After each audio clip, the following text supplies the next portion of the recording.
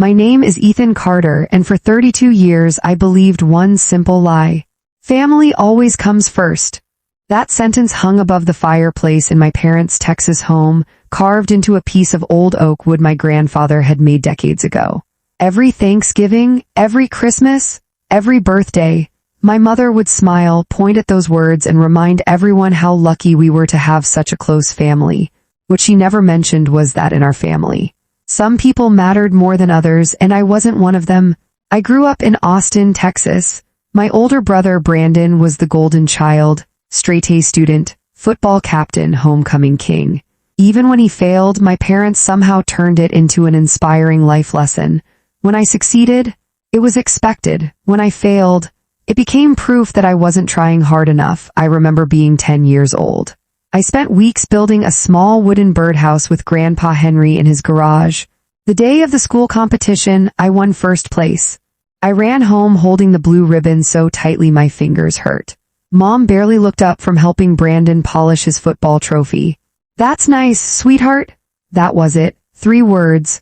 Meanwhile, Brandon forgot to do his homework that same week, and somehow the entire family spent dinner discussing how stressed he must have been. Looking back now, the favoritism wasn't subtle, it was obvious. I just kept convincing myself that one day, things would change. Grandma Alina was the only person who treated me differently. She never compared me to Brandon. She never asked why I wasn't more athletic. She never cared how much money I made. She simply loved me. Every Saturday morning, I'd drive to her little farmhouse outside Austin. We'd drink coffee on the porch. She'd tell stories about Grandpa. Sometimes we'd just sit in silence watching the sunrise. She always said, "Ethan, kindness feels slow in the moment, but it wins every race." Back then, I didn't understand. After college, Brandon joined Dad's construction company. Within 2 years, he was driving a brand new pickup truck, living in a huge house, taking expensive vacations. Everyone praised his success. No one knew Dad had quietly paid his mortgage, bought his truck, and even covered his credit card debt. I never asked for anything. I became an accountant, worked 60-hour weeks, saved every dollar, bought my own modest home. Still, at every family dinner, Dad would grin. "You should learn from your brother." I'd smile. Inside, something broke a little more every time. Then came the phone call that changed everything. Grandma had collapsed. The doctors said her heart was failing. I drove to the hospital as fast as I could. Brandon, he was in Cancun. Mom told me not to bother him because he deserves a vacation. I spent 5 straight days beside Grandma's hospital bed, feeding her, reading to her, holding her hand whenever she woke up frightened. One evening, she squeezed my fingers, her voice barely louder than a whisper. "Promise me something, anything, when I'm gone. Don't let money change who you are." I laughed softly. "I'm not worried about money," she smiled sadly. "You should be." Those were the last meaningful words she ever spoke to me. 3 days later, Grandma Alina passed away peacefully. I thought the hardest part was over. I had no idea.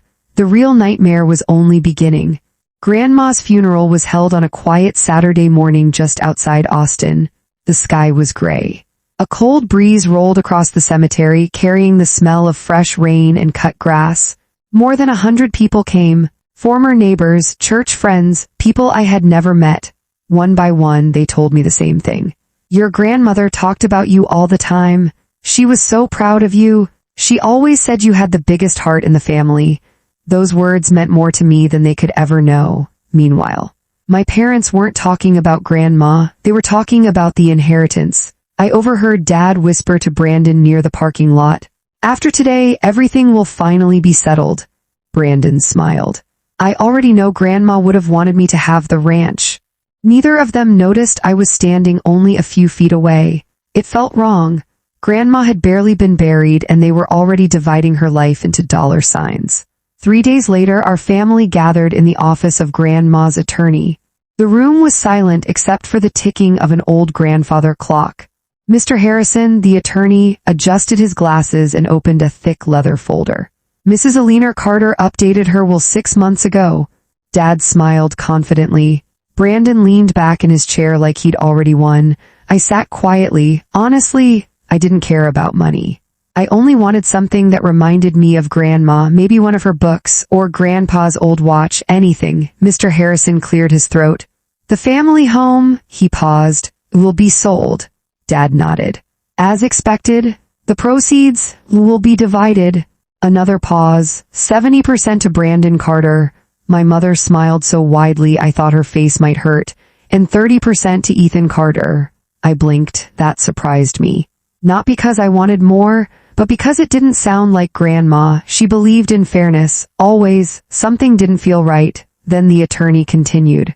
Mrs. Carter also left several personal instructions. He reached into another envelope. This letter is to be read only after the will. Dad sighed impatiently. Can we get through the paperwork first? Mr. Harrison looked directly at him.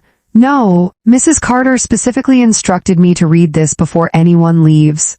The room became perfectly quiet. He unfolded the letter, then began reading. If you're hearing this, then I'm finally with Henry again. My mother's smile slowly disappeared. I know exactly what my family will expect after I'm gone. Dad shifted in his chair.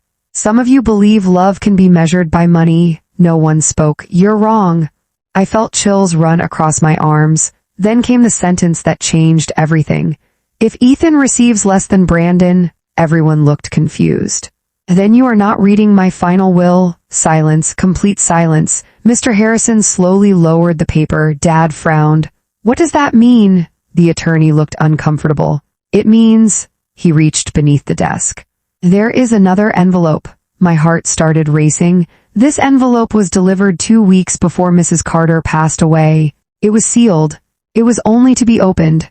If anyone questioned the fairness of her estate, Dad's confident smile disappeared. For the first time all afternoon, Brandon looked nervous. Mr. Harrison carefully broke the seal. Inside was another document, and at the very top, in bold letters, Final Will and Testament. I stared at the page, barely breathing. Why would Grandma have 2 wills, and why had she planned for this? Mr. Harrison looked at my parents before quietly saying, I think Mrs. Carter knew this day was coming. He turned the page, then began to read. Nobody moved. The only sound in the room was the old grandfather clock ticking on the wall. Tick, tick, tick.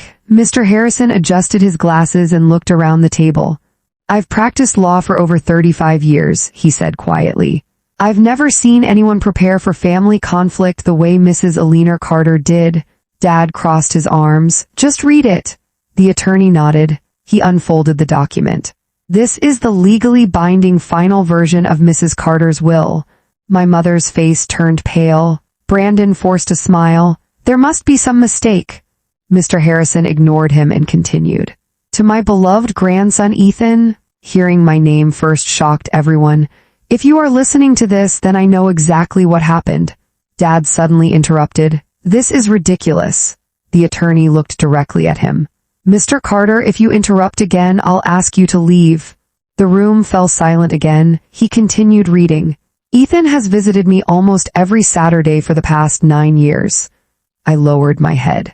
I hadn't realized Grandma had been counting. He never asked me for money. He never asked me to change my will. He only asked if I needed groceries, medicine, or someone to drink coffee with. I felt my eyes beginning to sting, then the letter changed. Brandon, my brother finally looked up. You visited me 4 times in 9 years. His confident expression disappeared. Twice because your father asked you, once because you wanted me to loan you money, and once because you forgot it was my birthday. No one spoke. Mom slowly looked toward Brandon. He stared at the floor. Then came the sentence that hit even harder. Love isn't proven by blood. Love is proven by showing up. The attorney paused before reading the next paragraph. I believe this section explains why there are 2 wills. He continued. 6 months ago, I discovered someone had been trying to pressure me into changing my estate. Dad suddenly stood up. This is absurd. Mr. Harrison calmly raised a hand. Sit down. Dad hesitated, then slowly sat back down. The attorney continued. Someone repeatedly told me Ethan didn't deserve equal treatment. Someone insisted Brandon had sacrificed more for the family. I could barely breathe. Who had done that then? The answer came. That person, the attorney looked around the room, was my own son. Dad's face lost all color. Mom whispered, "No." Mr. Harrison kept reading. "Richard visited my house 3 separate times. Each visit had only one purpose. Convince me to leave nearly everything to Brandon." I looked at Dad. He wouldn't meet my eyes. Grandma had known. She had known everything. The attorney opened another sealed envelope. "There is one final piece of evidence Mrs. Carter instructed me to reveal." He placed a small flash drive on the table. Dad's hands immediately began shaking. "What is that?" Mr. Harrison answered calmly. "Security camera footage." The room froze. Grandma had installed cameras around her farmhouse after several break-ins the previous year. Nobody except her attorney knew they were still recording. The attorney plugged the drive into a television mounted on the office wall. The video began. There was my grandmother sitting in her living room. Then Dad walked in. The timestamp showed it was 4 months before she died. His voice filled the room. "Mom, Ethan doesn't need anything. Brandon has a family. You know who deserves this inheritance." Grandma answered firmly. "I love both boys equally." Dad leaned closer. "If you split everything evenly, you're ruining Brandon's future." Grandma slowly shook her head. "No, I'll never punish Ethan for being responsible." The room went completely silent. Then Dad said something none of us would ever forget. "If you don't change that will, don't expect us to come around anymore." The video ended. No one spoke. My mother covered her mouth. Brandon looked horrified. For the first time in my life, my father had nowhere to hide. The screen went black. For several seconds, nobody moved. It felt as if the air had been sucked out of the room. Dad kept staring at the television. His lips parted, but no words came out. Finally, he whispered, "That video doesn't tell the whole story." Mr. Harrison calmly folded his hands. "It tells enough." Mom turned toward Dad. "You told me you only discussed her medical care." Dad refused to answer. Instead, he looked at me. "Ethan, you know I was only thinking about what was best for the family." I almost laughed. For 32 years, every unfair decision had been explained with those exact words.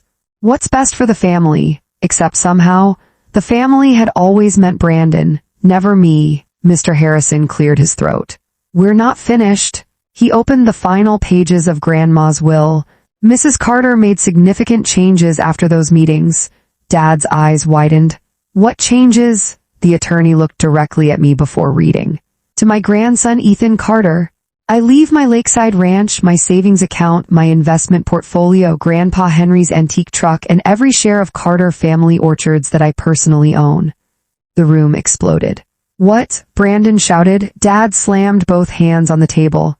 "That's impossible." Mom looked like she might faint. Mr. Harrison continued reading as though no one had spoken. "Combined, these assets represent approximately $8.4 million. I couldn't even process the number. I had expected maybe an old watch, a photo album. Instead, Grandma had left me almost everything.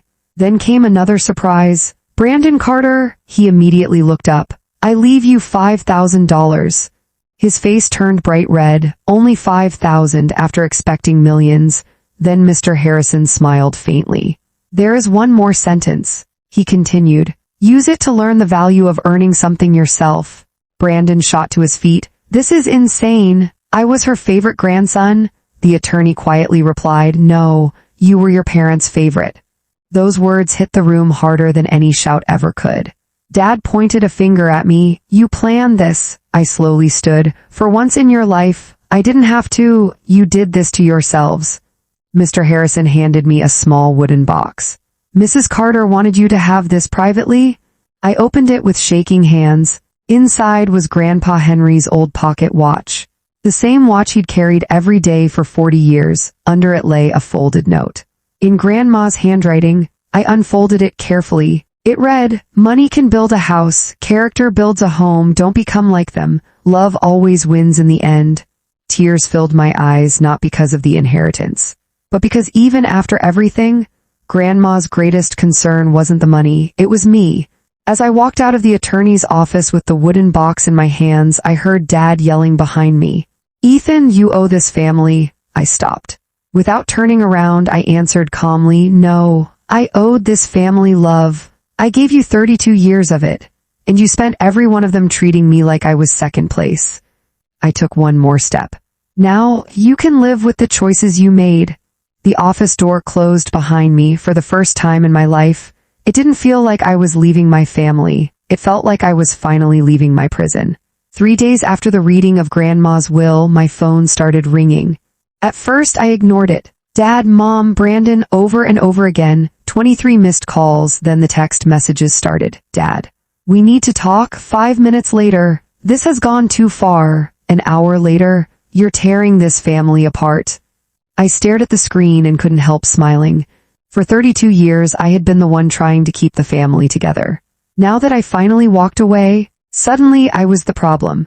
The following Monday, I met with Mr. Harrison at the ranch Grandma had left me. It was breathtaking.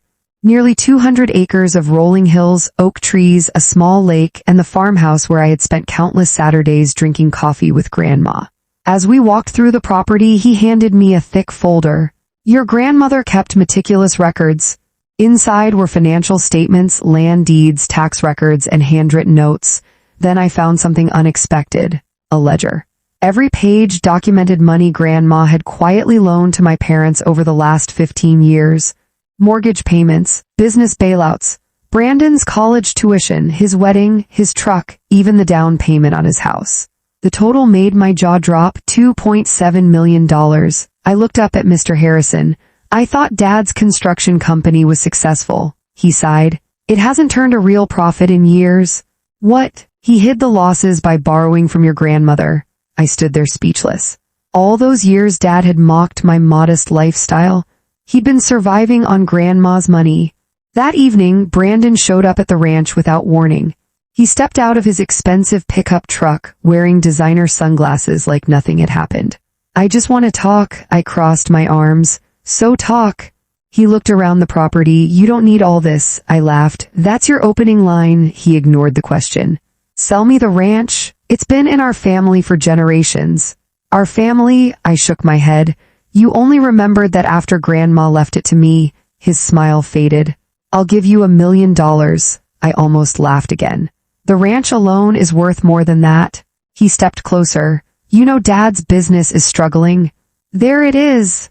The real reason, it was never about family, it was about money, always money. I looked him straight in the eyes. Tell Dad something for me. What? For the first time in my life, I'm choosing myself. Brandon stared at me for a long moment.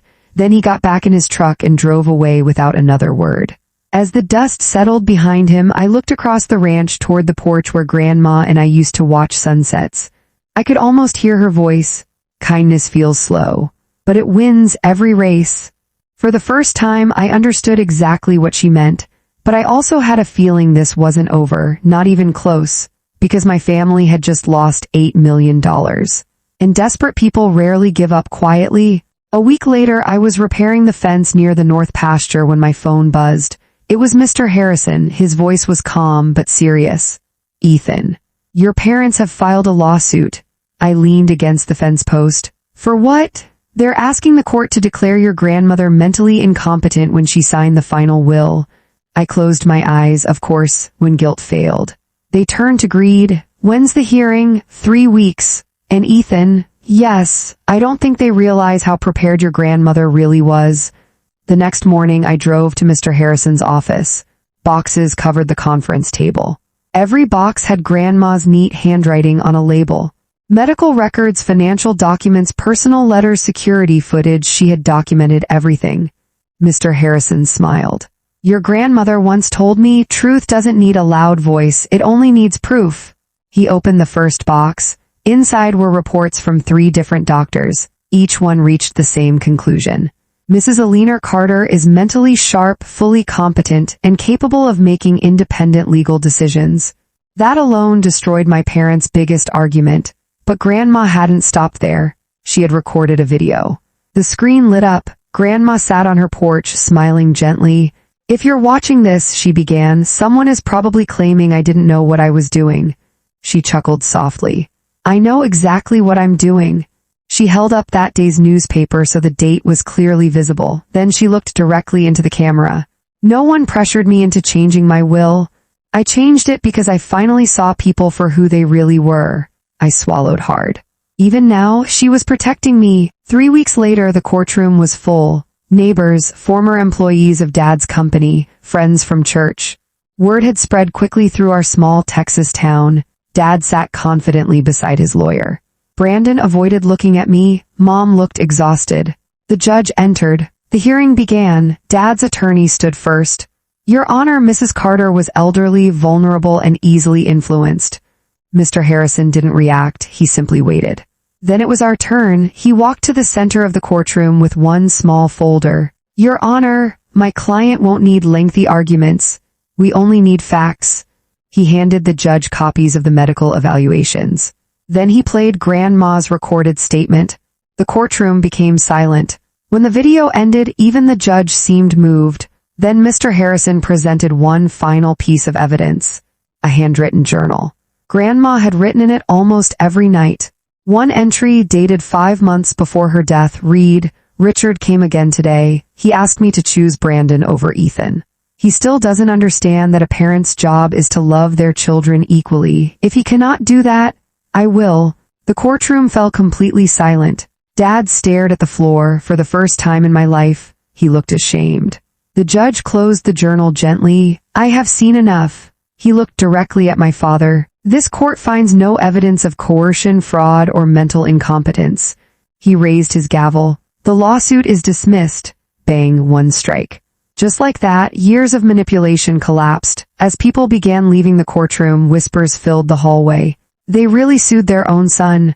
I can't believe they treated him like that. I always thought Ethan was the good one. I didn't feel victorious. I felt free. Outside the courthouse, I looked up at the bright Texas sky.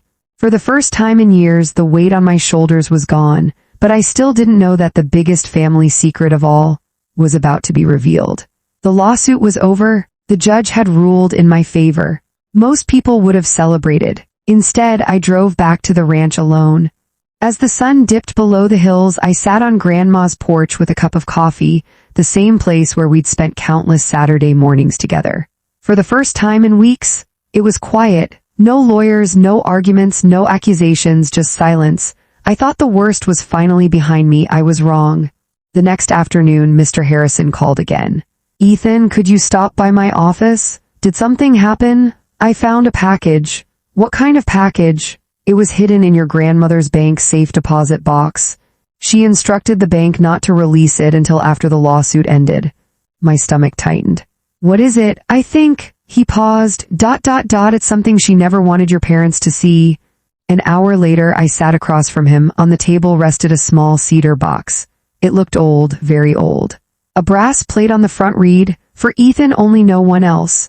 My hands trembled as I lifted the lid. Inside were 3 things: a faded black and white photograph, Grandpa Henry's military dog tags, a sealed envelope. The envelope simply read, Read this last. I picked up the photograph first. It showed Grandpa Henry standing beside a much younger Grandma Alina. Between them stood a little boy. He couldn't have been more than 6 years old. I stared at it. Who is that? Mr. Harrison leaned forward. I've never seen that picture before. The boy wasn't my father. It wasn't anyone I recognized. Next, I picked up Grandpa's dog tags. Wrapped around them was a folded military document. It explained that Grandpa had served overseas for 2 years before returning home. Attached to it was a handwritten note from Grandma. Your grandfather taught me that real courage isn't found on a battlefield. It's found inside your own family. Sometimes the hardest people to stand up to are the ones you love. I smiled sadly. That sounded exactly like her. Then, I reached for the final envelope. I broke the seal carefully. Grandma's handwriting covered several pages. My dearest Ethan, if you're reading this, then you won. My throat tightened, not because you inherited my property, because you refused to become bitter. A tear rolled down my cheek. Then the letter took an unexpected turn. There is one final truth I've kept hidden for many years. I stopped breathing. The family business everyone calls your father's company was never your father's. I looked up. What? Mr. Harrison slowly nodded. Keep reading. It belonged to your grandfather. After he passed away, I legally owned every share. I couldn't believe what I was reading. Dad had acted like he'd built the company himself, but according to Grandma, he hadn't. She continued, I allowed Richard to run it because I believed he would protect the family. Instead, he treated it like his personal bank account. Every page revealed another secret: hidden debts, forged financial reports, money transferred between accounts without permission. Grandma had known. She'd been quietly collecting evidence for years. The final page ended with one sentence that sent chills down my spine. "Ethan, there is one more person you must meet." Below it was a name, Daniel Brooks, and beneath the name, an address in Montana. Mr. Harrison looked at me. "I've spent 2 days trying to figure out who Daniel Brooks is." I folded the letter carefully. "I guess," I said quietly, "I'm about to find out." I had no idea that the trip to Montana would uncover a secret that had been buried for more than 30 years, a secret that would change everything I thought I knew about my family. 2 days later, I packed a small suitcase, locked up the ranch, and boarded a flight to Montana. I had never heard the name Daniel Brooks before. Grandma had never mentioned him, neither had Grandpa. Yet her final letter had ended with just one instruction: trust him. That wasn't something Grandma wrote lightly. If she trusted him, so did I. Daniel lived outside a small town near Bozeman. His house was simple, a white farmhouse surrounded by wheat fields and mountains.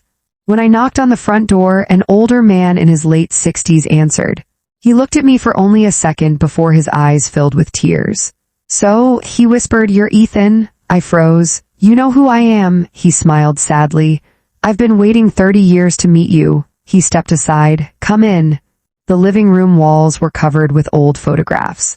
One picture immediately caught my attention. Grandpa Henry, standing beside Daniel. They looked like brothers, not just friends, brothers. Daniel noticed where I was looking. "He never told you about me." I slowly shook my head. "No," he sighed, "I figured." We sat at the kitchen table. He poured 2 cups of coffee, exactly the way Grandpa used to, exactly the way Grandma always did. For a moment, it felt like I had traveled back in time.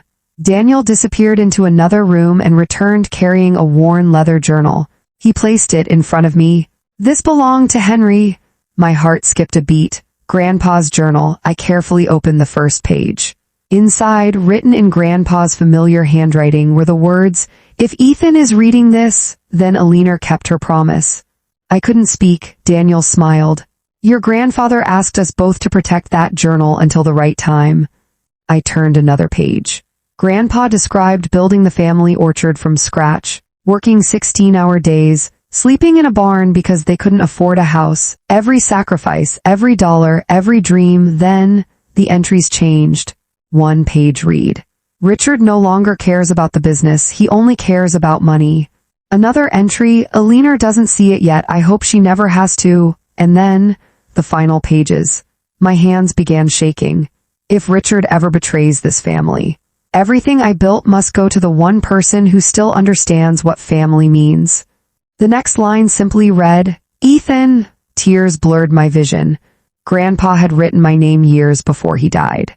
Long before anyone imagined the family would fall apart. Daniel quietly said, "Henry saw your heart before anyone else did." Before I left, Daniel handed me one final envelope. "Your grandfather asked me to give you this only after you finished reading the journal." Inside was an old property deed. I frowned. "This isn't the ranch." Daniel smiled. "No, it's something even more valuable." I looked closer. The deed was for over 300 acres of untouched land bordering a growing resort area in Montana. I stared at the estimated value printed on the appraisal, nearly $12 million. I looked up in disbelief. "Grandpa owned this?" Daniel nodded. "He bought it decades ago and never told anyone except your grandmother. He wanted it to stay hidden until someone worthy inherited it." I couldn't believe what I was seeing. Grandma hadn't just left me an inheritance. She and Grandpa had spent decades protecting a legacy for someone they believed would value it for the right reasons. As I looked out across the Montana mountains, I realized something. This story had never been about revenge, it had been about trust. And now, it was my turn to decide what kind of family legacy I would leave behind. When I returned to Texas, life seemed unusually quiet. No angry calls.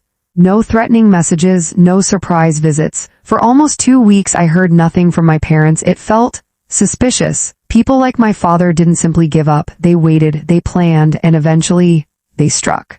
One Friday morning, I drove into town to buy supplies for the ranch. As I stepped out of the hardware store, I noticed people staring at me, not smiling, not waving, just staring. An elderly man I had known since childhood walked over. "Ethan," he said carefully, "I don't believe what they're saying." "What are they saying?" He hesitated. "That you manipulated your grandmother." My stomach dropped. Another woman joined us. "I heard you forged her signature." Someone else added, "They're saying you isolated her from the family to steal everything." I stood frozen. Those lies could destroy everything Grandma had tried to protect.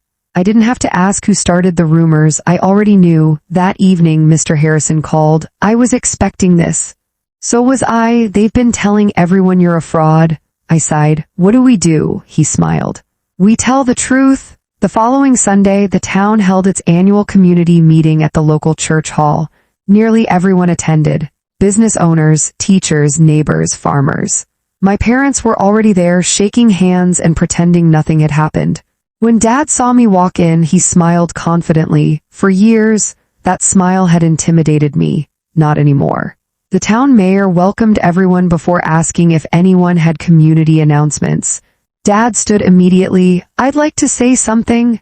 Of course he would. He walked to the front of the room. His voice sounded calm, practiced. "My mother was manipulated during the final months of her life." Several people nodded. He continued. "My son Ethan took advantage of an elderly woman." I couldn't believe he was willing to lie so openly. Then he pointed directly at me. "He destroyed this family for money." The room filled with whispers. Dad smiled. He thought he had one then. Mr. Harrison stood. "May I respond?" The mayor nodded. He walked to the front carrying a projector and a stack of folders. "I normally don't discuss private legal matters." He looked around the room. "But lies should never be allowed to replace facts." He pressed a button. The projector lit up. Grandma appeared on the screen. Her recorded message filled the hall. "If anyone claims I didn't know what I was doing, they're lying." The room became completely silent. Then came the security footage. Everyone watched Dad threaten Grandma over the inheritance. No one looked away. By the time the video ended, you could hear people gasping. One woman covered her mouth. The pastor slowly shook his head. An old family friend stood up and looked directly at my father. "Richard, how could you?" Dad tried to speak. "I can explain." "No," another neighbor interrupted. "You've explained enough." One by one, people walked away from him. Not because of the money, because of the betrayal. Dad looked around the room, searching for support. There was none. For the first time in his life, he stood completely alone. I didn't smile. I didn't cheer. I simply looked at the man who had spent my entire childhood convincing me I would never be enough. And I realized something. The greatest revenge wasn't taking his money. It was no longer needing his approval.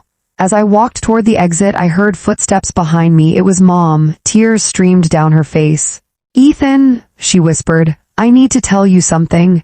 The fear in her voice made my heart sink, because I knew whatever she was about to say would change everything. One last time I stopped walking. Mom's voice was barely above a whisper. "Ethan, I need 5 minutes." I looked at her. She looked older than I remembered, not because of age. Because of guilt. For the first time in my life, I didn't see the woman who had always defended my father. I saw someone carrying a burden that had become too heavy to hide. I nodded. 5 minutes. We sat on a wooden bench outside the church hall. The evening sun was beginning to set. For a long time, neither of us spoke. Finally, Mom broke the silence. "I owe you an apology." I didn't answer. She continued. "When you were born, I promised myself I'd love you and Brandon the same." A bitter smile crossed my face. "That didn't happen." She lowered her head. "No, it didn't." Tears rolled down her cheeks. "I kept telling myself your father was just harder on you because he wanted you to be stronger. But after a while, I stopped noticing how unfair everything had become." Those words hurt more than shouting ever could. Because they sounded honest. She reached into her purse and pulled out an old envelope. "I found this while cleaning your father's office after the lawsuit." She handed it to me. It was addressed to my father. The sender's name caught my attention immediately. Henry Carter, Grandpa. My hands trembled as I opened it. The letter had been written almost 20 years earlier. Richard, if you're reading this, it means I've trusted you with responsibilities that should never be taken lightly. The family business is not a prize. It exists to provide for every generation of this family, not just one. I kept reading. Promise me you'll never make one child feel less loved than another. My throat tightened. Grandpa had seen this danger long before it happened.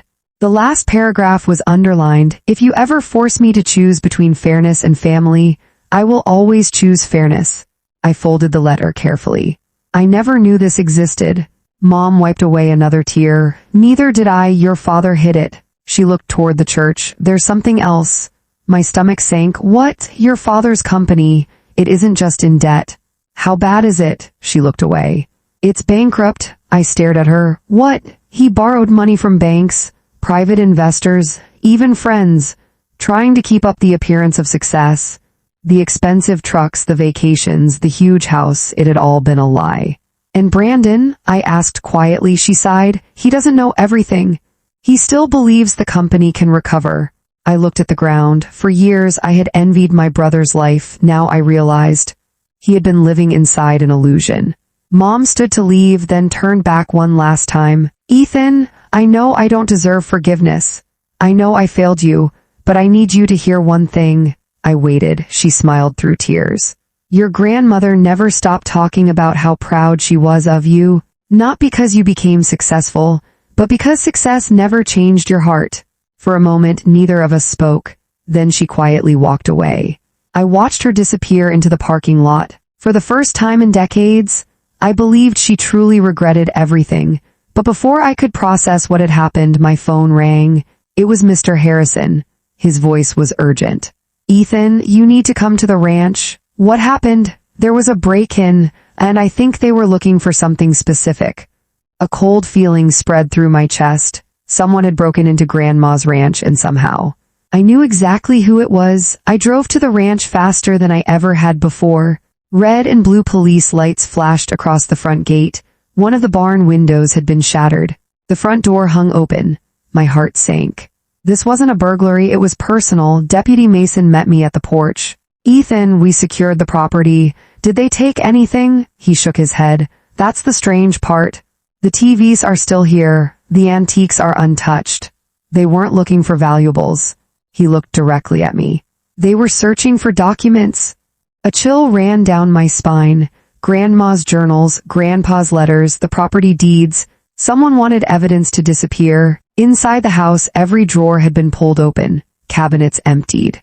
Family photographs were scattered across the floor. Whoever did this had searched every room. Then I noticed something. Grandma's old writing desk. The top drawer had been forced open, but it was empty. I smiled to myself. They were too late. Mr. Harrison and I had already moved every important document into a secure bank vault. As the police photographed the damage, Deputy Mason walked over. We found something outside.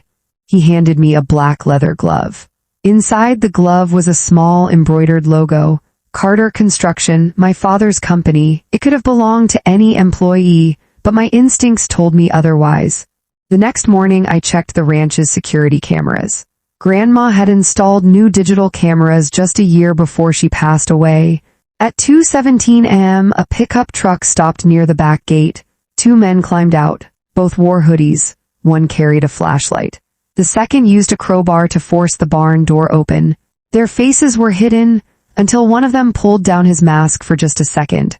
I froze the video, zoomed in, and my heart dropped. It was Brandon, not a stranger. Not a thief, my own brother. I watched the clip again. He wasn't smiling. He looked desperate. He searched the office, ripped open drawers, and shouted to the other man, "Check the desk. Dad said it has to be here. Dad said it has to be here." Those 6 words echoed in my head. So Dad had known. Maybe he'd even planned it. That afternoon, Brandon showed up at the ranch alone. He looked exhausted. Dark circles covered his eyes. For the first time, he didn't look like the confident older brother who always got everything. He looked scared. "Ethan," he said quietly, "I need to explain." I folded my arms. "Go ahead." He stared at the ground. "Dad told me there was another property deed hidden here. He said Grandpa stole it from the family." I shook my head. "He lied to you." Brandon looked up, confused. "I didn't know. I swear I didn't." It doesn't matter, I replied. You still broke into my home. He nodded slowly. I know, and I'll accept whatever happens. There was a long silence, then he said something I never expected. I spent my whole life believing Dad. I thought you were the selfish one. I was wrong. His voice cracked.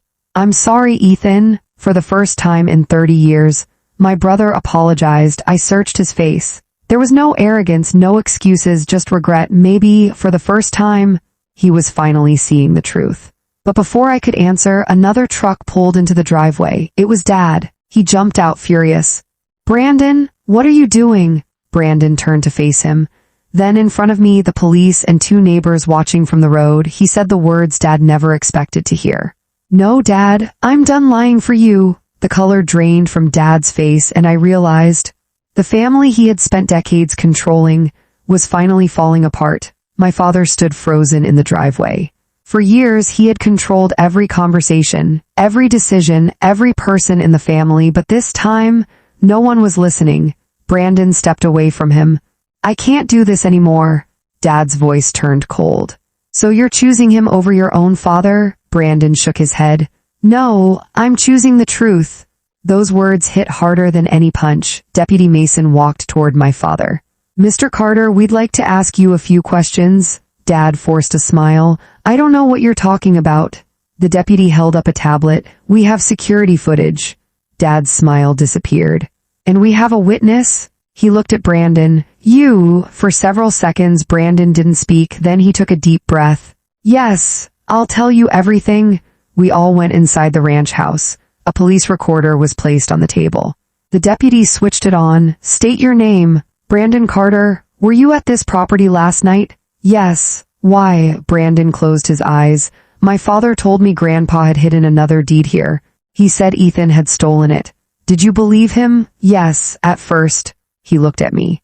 But I know now, none of it was true. Then came the confession that changed everything. Brandon looked directly at the deputy.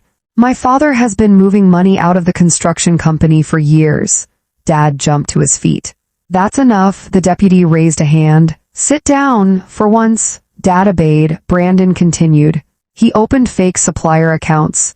He transferred company money into them, then he secretly moved it into personal investments. I stared at him. How much? Brandon swallowed hard. I don't know exactly, but millions. The room fell silent. Even Dad couldn't deny it. Later that afternoon, state investigators arrived with financial records. They spent hours comparing bank statements to the documents Grandma had preserved. Every record matched, every transfer, every forged invoice, every fake payment. Grandma had been right all along. She hadn't just protected me. She had protected the truth. As the investigators packed their files, Dad walked toward me. For the first time in my life, he looked defeated. I made mistakes. I waited, he sighed. I wanted Brandon to have the life I never had. And in doing that, I forgot to be your father. Those words were painful to hear, not because they fixed anything, but because they came 30 years too late. I looked him in the eyes. I spent my whole childhood waiting to hear that. He lowered his head. I'm sorry. I nodded slowly. I believe you're sorry, but believing you doesn't erase what happened. 2 days later, the news spread across town. Richard Carter resigned from Carter Construction. The company entered bankruptcy proceedings. Several investors filed lawsuits. The family name that had once represented success now represented greed. As for Brandon, he sold his luxury truck, moved into a small apartment, and took a regular job with another construction company. For the first time in his life, he earned a paycheck without help from Dad. One evening, he came to the ranch carrying a toolbox. I heard your barn roof needs fixing. Yeah, he smiled awkwardly. I thought maybe I could help. I handed him a hammer. Neither of us spoke for several minutes. Then, while working side by side, I realized something. Grandma had been right. Forgiveness wasn't forgetting. It was choosing not to let the past decide the future. But one final surprise still waited for me. A surprise Grandma had planned years before her death, and it would become the greatest gift she ever left behind. 3 months passed. For the first time in years, my life felt peaceful. The lawsuits against my father continued. Brandon worked 6 days a week at a small construction company. Mom had moved into a modest apartment after selling the family house to pay off part of Dad's debts. Everything had changed, but every Saturday morning, I still made coffee on Grandma's porch. Old habits are hard to break. Sometimes I even caught myself setting out 2 mugs before remembering she wasn't there anymore. One Saturday, a white pickup truck pulled into the driveway. It was Mr. Harrison. He climbed out with a smile and a long, flat package wrapped in brown paper. "I think you'll want to see this." "What is it?" "Your grandmother's last surprise." He placed the package on the porch table. Across the top, in Grandma's handwriting, were the words, "Open this only after you've found peace." I took a deep breath and carefully removed the paper. Inside was a beautiful wooden frame. It held an old family photograph. Grandpa Henry, Grandma Alina, me, and Brandon. We were children laughing beside the lake. I smiled through tears. I hadn't seen that picture in years. Then I noticed something taped to the back. Another letter, of course. Grandma always had one more letter. I unfolded it carefully. "My dear Ethan, if you've opened this, then you've survived the hardest season of your life. I'm proud of you." I swallowed hard. "If you're reading these words with anger still in your heart, close this letter and come back another day." I paused. For the first time I realized I wasn't angry anymore. I kept reading. "Your father failed you, your mother disappointed you, your brother followed the wrong path. But don't let their mistakes become your identity." The next paragraph made me stop breathing. Real revenge isn't watching someone lose everything. Real revenge is building a life so full of peace that their hatred can no longer reach you. I read that sentence 3 times. She was right. For months I'd thought winning meant inheriting the ranch or exposing the lies or defeating my father in court. But none of those things had brought me peace. Letting go had. At the bottom of the letter was one final instruction. "Go to the old oak tree behind the barn." I looked at Mr. Harrison. "You know about this?" He smiled. "I've been waiting months to see your face." We walked across the pasture to the giant oak tree where Grandpa used to hang a tire swing. Buried beneath one of the roots was a small metal box. Inside, there wasn't money, there weren't deeds. Instead, there were dozens of handwritten letters, each one addressed to someone in town. Letters thanking neighbors who had helped Grandpa build the ranch. Scholarship instructions for local students, donations to the church, money set aside for the volunteer fire department. Grandma hadn't spent her life collecting wealth. She'd spent it preparing to give it away. The last envelope had my name on it. Inside was one final note. "Leave this town better than you found it." I looked across the ranch where the evening sun painted the fields gold. At that moment, I made a decision. I wasn't going to sell the ranch. I wasn't going to turn it into luxury homes. Instead, I would create the Henry and Alina Carter Scholarship Foundation, helping young people who worked hard but couldn't afford college. Not because I wanted recognition, because that's exactly what Grandma and Grandpa would have done. As I looked up at the sky, I smiled. For the first time since Grandma's funeral, I didn't feel like I'd lost my family. I felt like I'd finally understood them. 5 years can change a person, or 5 years can reveal who they were all along. The ranch looked different now. The old red barn had been restored. The broken fences were gone. The orchards were producing more fruit than they had in decades. Every spring, dozens of local students visited through the Henry and Alina Carter Scholarship Foundation. Watching them laugh across the same fields where I had once played with Grandpa reminded me why I stayed. The ranch had stopped being an inheritance. It had become a promise. The scholarship program started with only 5 students. By the 5th year, it had helped more than 100 young people attend college. Some became nurses, some became teachers. One even became a doctor and returned to our town to open a free medical clinic. Every graduation invitation I received felt like another letter from Grandma saying, "You chose the right path." In my family, life had changed for all of us. Dad, Richard Carter, never returned to the construction business. After the investigations, he accepted responsibility for financial fraud and spent time paying restitution under the court's orders. When he came home, he no longer acted like the man who believed money solved everything. He lived quietly in a small rented house on the edge of town. People rarely recognized him anymore. The proud businessman was gone. All that remained was an old man carrying the weight of his choices. Mom volunteered at the local food bank 3 days a week. She never tried to erase the past. Instead, she tried to spend the rest of her life helping people. Every Christmas, she mailed me a handwritten card. She never asked for money, never asked for forgiveness. She simply wrote, "I hope you're happy." Brandon surprised everyone. He never became rich again, but he became something better, honest. He worked hard, saved his money, and eventually started a small home repair business with only 1 truck and 2 employees. It wasn't glamorous, but every dollar he earned belonged to him. Sometimes he'd stop by the ranch on Saturdays. We'd repair fences, drink coffee, talk about football. We never pretended the past hadn't happened. We simply stopped letting it control the future. One warm autumn afternoon, I received a letter from a scholarship student named Lily. Inside was a photo of her wearing a white medical coat. She wrote, "Mr. Carter, my parents couldn't afford college. Because of your foundation, I'm becoming the first doctor in my family's history. I hope one day I can help someone the way your grandparents helped you." I read the letter twice. Then I placed it beside Grandma's photograph on the mantel. That night I walked to the porch with a cup of coffee. The sunset looked exactly as it had when Grandma and I used to sit there together. The wind rustled the oak trees. For a moment, I could almost hear her voice. "Kindness feels slow, but it wins every race." She had been right, not just about kindness, about everything. As darkness settled over the ranch, I looked toward the old oak tree where Grandpa had once hung the tire swing. I smiled. They hadn't really left, not completely.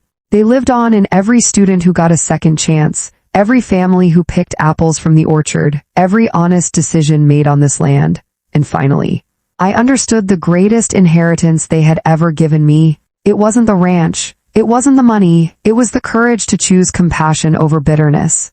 The end.